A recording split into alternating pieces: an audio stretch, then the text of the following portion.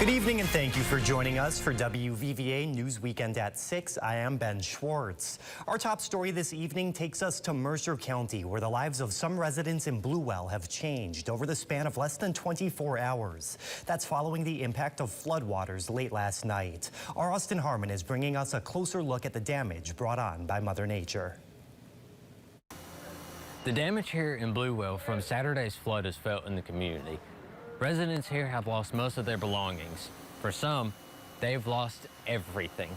Now, as you can see behind me, the damage has left its mark. This is what remains of Donald Robinson's apartment after flooding from Saturday night rushed in and started pouring into the room. The water got so bad, I tried to hold the door, push it. I just didn't have no control over it. I just seen it coming in and coming in. I couldn't stop it. He is one of several residents here that has suffered from flooding. The property manager says that they were caught off guard when it happened.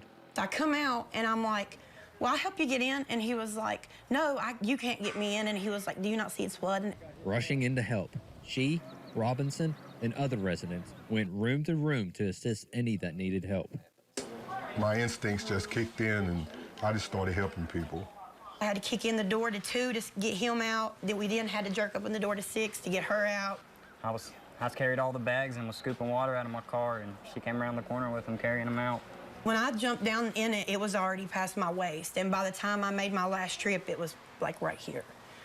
Their diligence did not stop even when the fire department arrived on scene, and they worked together to make sure no one was hurt. Now, in the aftermath, they have to pick up the pieces and try to figure out how to move forward. For Robinson, this is nothing new, and is distressed over having to pay out of pocket for his losses once again.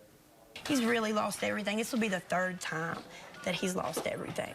And now to deal with it again, after you lose everything, it's even more frustrating. Both Mitchell and Donald are hoping for support from the community as they rebuild, whether that be help cleaning up or donations. But at the end of the day, they say they're just glad no one was hurt.